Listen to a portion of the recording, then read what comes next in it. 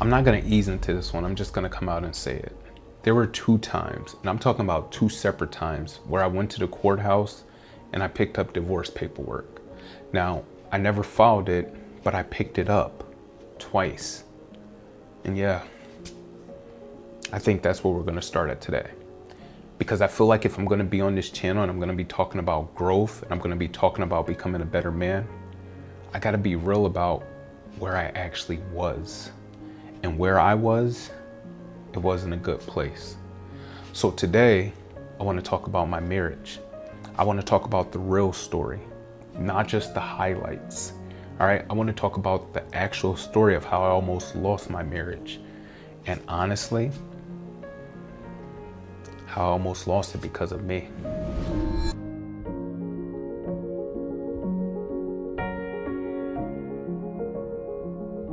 So to give you some context, this is actually my second marriage.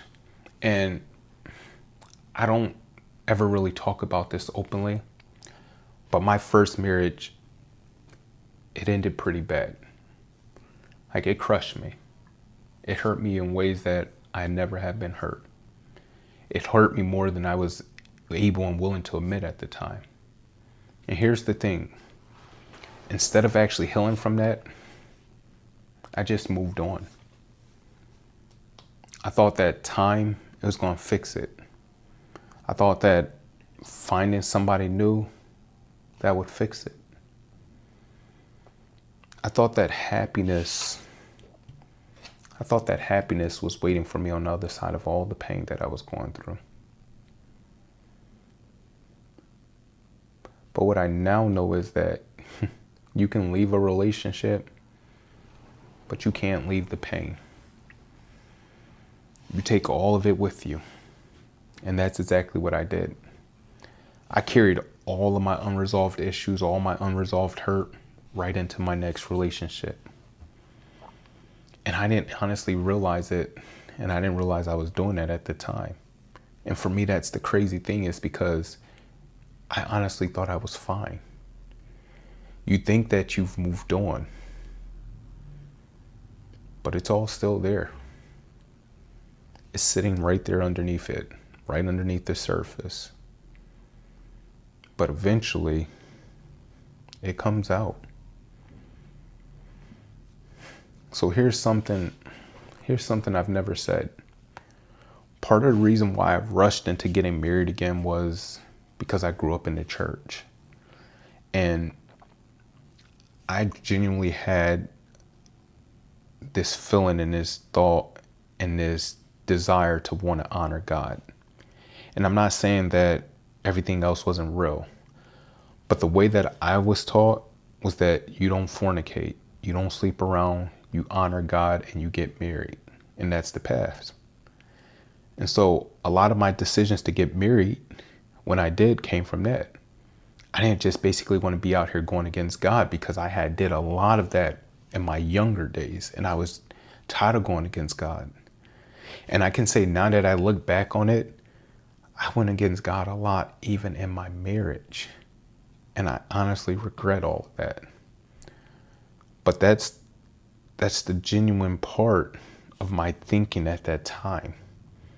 But here's what I honestly wasn't being honest with myself about is I wanted the marriage, but I wasn't really ready to be a husband.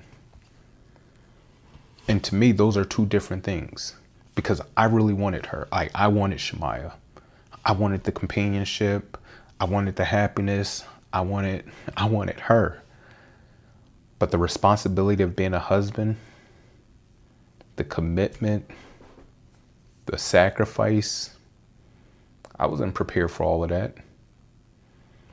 I don't think I fully understood the difference until I was already in it. But this is the thing. By that time, I was already struggling. So the first time that things got hard, like hard in the marriage, and I mean the first real signs of conflict, I just left. I got my own apartment. And I told myself it was because I needed peace. I needed space. I needed time to think. And I'll be honest, some of that, it was true. I'm not going to say that there were zero truths in that. But if I'm really being transparent with myself, a lot of it was just due to my immaturities. A lot of it was due to me being selfish. A lot of it was due to me. A lot of it was due to me not wanting to change. Because here's the thing. Changing yourself, that's hard. And at that point where I was, I didn't want to do the hard work. Now, we worked it out and I moved back in. But here's what I know now. The deep issues that we had, they were still there. We basically just put a bandage on something that needed surgery. And that type of stuff, those type of issues, they don't go away on its own. And then I end up taking this job in Texas. And what happens from there is distance. And then resentment starts to build. And loneliness starts to set in. And things started falling apart all over again. And then I find out that I'm transitioning to Tennessee. And in doing so, there's this short window, like 2 to 3 months, roughly 90 days, where I can be in Florida full time. But by this time, resentment had kicked in. So I didn't go back home. I went back to Florida, but I got another apartment all over again. And if I'm being honest, I'm ashamed of that. Like when I sit and think about it, I'm truly ashamed of that. Because I honestly kept telling myself that the problem was the marriage. I kept really trying to convince myself that I just needed space. I just needed some peace. And if that happened, things would get better. But the truth is, I didn't want to face myself. Most of us men, and I'm just going to tell you about me, but I will say this. Most men, we don't want to look in the mirror. I didn't want to look in the mirror and deal with what was really going on inside of me. And those two times that I went to the courthouse and picked up the paperwork, that tells me that my head was already gone. That tells me where I was already at. I had already started preparing in my mind for it to be over. I had already accepted it. And my wife, she probably doesn't even know this to this day. I don't know. She may not. But I'm honestly ashamed of it. But the reason why I'm talking about it and I'm telling you guys about it is because there may be somebody that's watching this that's going through this right now.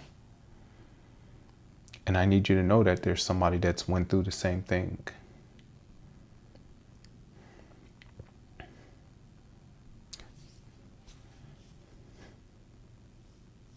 See, what I was really dealing with underneath all of it was I wanted wealth. I wanted success. I wanted to build something. I wanted to become something.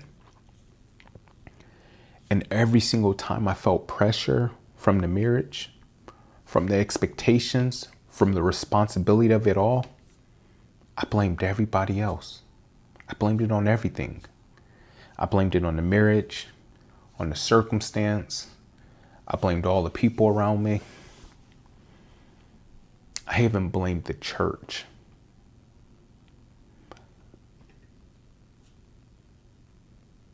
But what God started to show me was, and I mean, this took some time. It didn't happen overnight.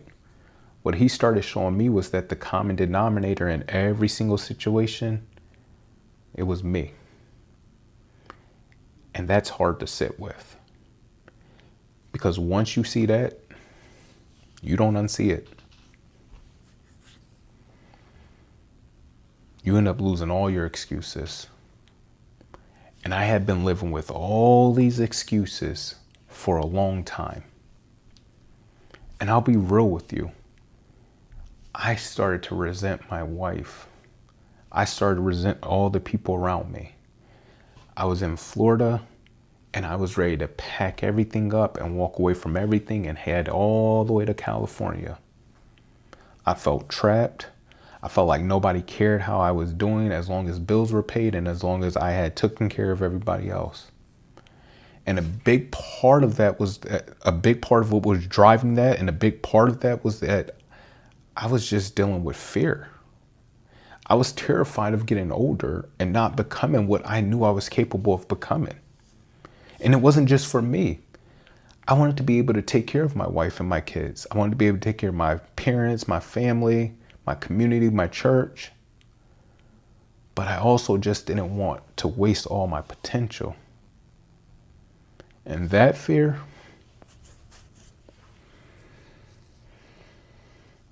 was eating at me. It was eating me alive. And because it was eating me alive, I took it out on everybody. Everybody around me had to deal with it. So what changed me wasn't one moment. It wasn't like one day I woke up and everything was different. It wasn't. It was a process. And honestly, I'm still in the process. I started seeking God differently. I started asking God not to fix everybody else around me or not to fix my circumstance, but I started asking him to show me what was wrong with me. And I can tell you, when you pray that prayer for real, he answers it. And it's not always comfortable. I also started counseling. Like, I started therapy. And I know in the church, we don't really talk about therapy. And it's always bring it to God, bring it to God. And I honestly believe we should bring our issues to God.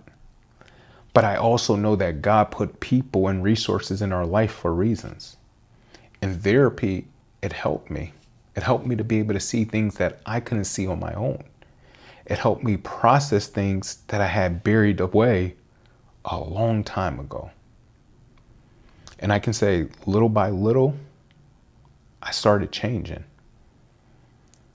Not perfectly, not overnight, but genuinely. And I started working on actually being a better husband. I started working on how to learn how to love my wife. I learned how to be present for my kids, not just TJ, but for all of them, for Rowan, for Abigail, Jeremiah, Kevon, Tyasha, for all of them. God grew a love in me for all of them that I hadn't knew before. And that separation, as painful as it was, I feel like God used it to heal me. He healed me in ways that I didn't even know I needed to be healed. Now, my marriage isn't perfect today. I want to be clear about that. I'm not sitting here or on here telling you that I figured it all out, because I haven't. I'm still working on being a better husband every single day. But I'm not the same man that I once was. And that, to me, that's what matters. Because what I've learned over the last few years, changing your circumstance, it's easy, right? You can leave. That's easy. You can get your own space. That's easy. You can start over somewhere else. That's easy. All of those are the easy things. But changing yourself, that's hard. Growing up and maturing, that's hard.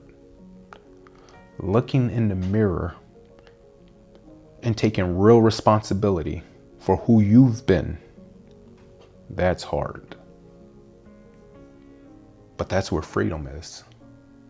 I truly believe that. It's not in running, but it's in becoming. And I can tell you from experiences, once I truly started doing the work, once I started to work on me, things started to shift. My marriage just started to get better. My relationship with my kids started to get better. Because when you change, everything else around you, it changes with it. God, he isn't done with me yet. And I'm not done with me yet. But what I can tell you is I'm on the right path. And for me, that's something. So if any part of this hit you today, if it hit home for you, I want you to drop the word growth in the comments. I genuinely want to know who this reached. And if you're a husband right now who's struggling, whether you're thinking about walking away or maybe you've already been going back and forth, I want you to hear me when I say this.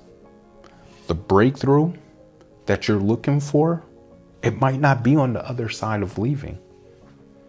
It might be on the other side of becoming the man that you're actually supposed to be. That's been my journey, and I'm going to keep walking it.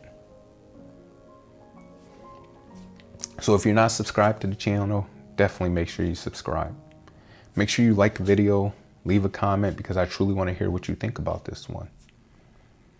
So until the next time, later.